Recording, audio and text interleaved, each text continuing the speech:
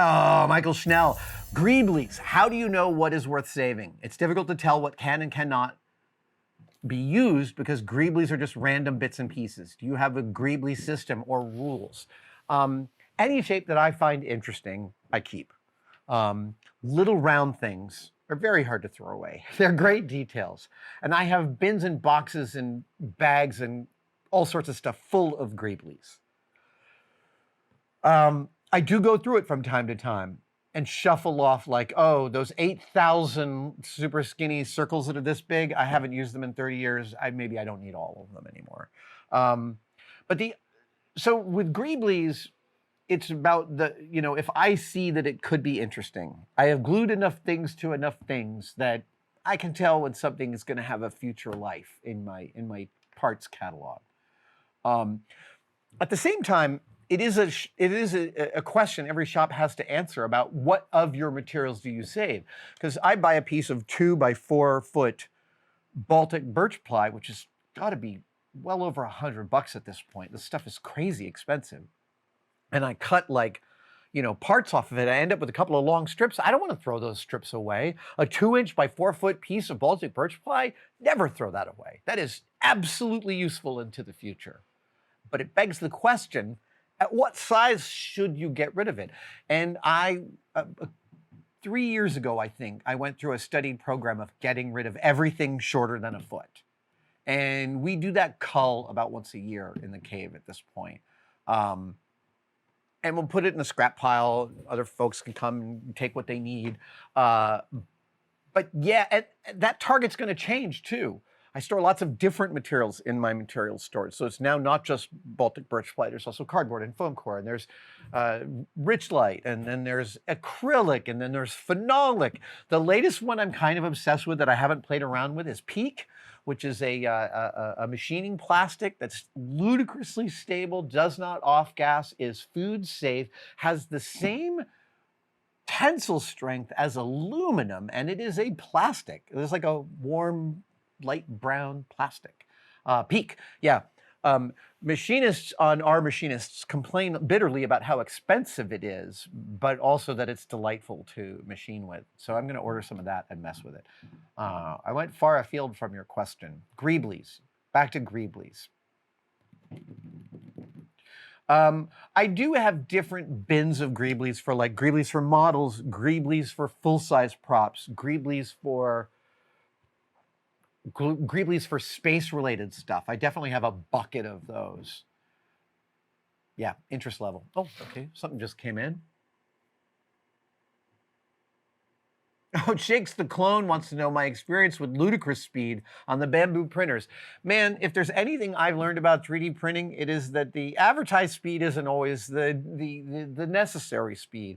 And Norm got me to lower my overhang speeds from 60, 30, 15, 15 to 30, 15, 5, and 5. And that solved a huge amount of issues I was having with overhangs. But in general, I run my prints a little bit slower. Since I'm almost always running them overnight, I don't really have an issue with the speed because I'm not in a production mode here. So I don't have a ticking clock on a lot of my prints. And so I know that in the industry, the goal is faster, faster, faster, faster. And what I find is when I have failures, I go slower and those failures go away.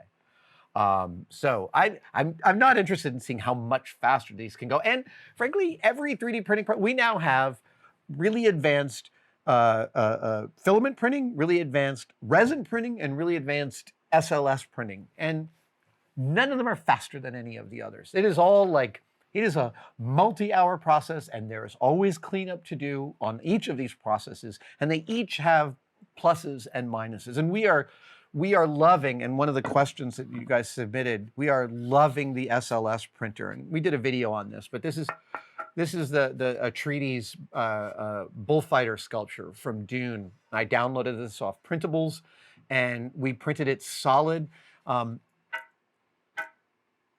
You can hear it almost rings. There is an aspect to the object that SLS printing creates that is my favorite.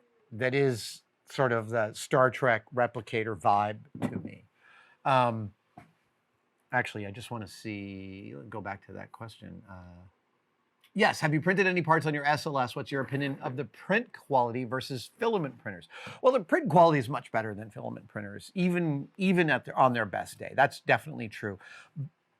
But the resolution is a little bit fuzzier sometimes than resin printing. Norm did a beautiful video painting Sauron's helmet in resin and SLS printed at the same size. And the differences are very subtle. They are really to your taste. It's an excellent deep dive into the subtle differences. I love the way skulls print up on the SLS. They just feel like skulls, man. I got a crow skull here, a raven skull. Ah, this is so thrilling to me. So hey, if you know some good models of high resolution skulls, I have had not the easiest time finding a bunch of really awesome ones. Even this crow skull is a little bit smoothed out for my taste. Here's another little crow sculpture. But frankly, we are now at what, probably 130 hours of printing? Yeah, we've been running this thing through its paces a lot. Norm and I are both very excited about it. So there's a lot of printing going on.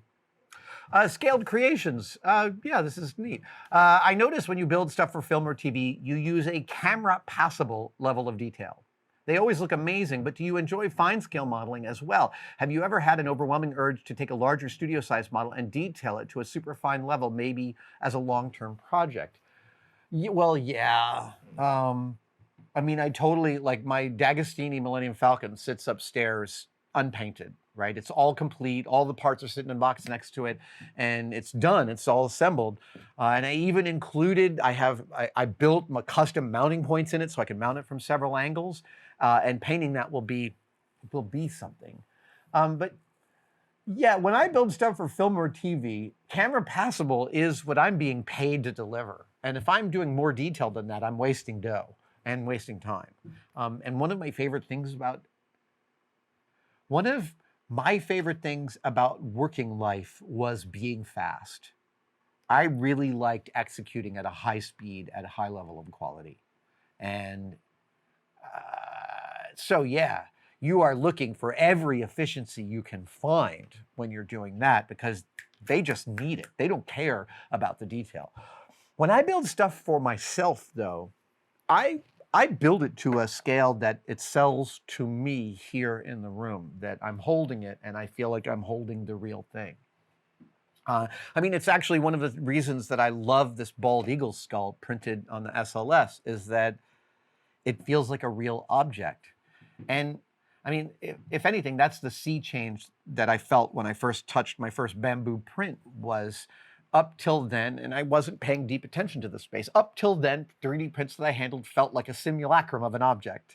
They felt like a poor simulacrum of an object with all these lines on it that they represented a topography, but not an object. This represents both topography and an object to me.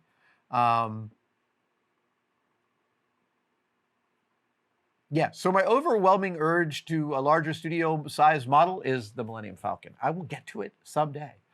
Let's see here. Thank you guys so much for watching, and I wanted to briefly mention that you could become a tested member. I know, everybody is competing for you to become a member of their thing. What I want to express to you is that the Tested membership has become such an important part of the Tested family.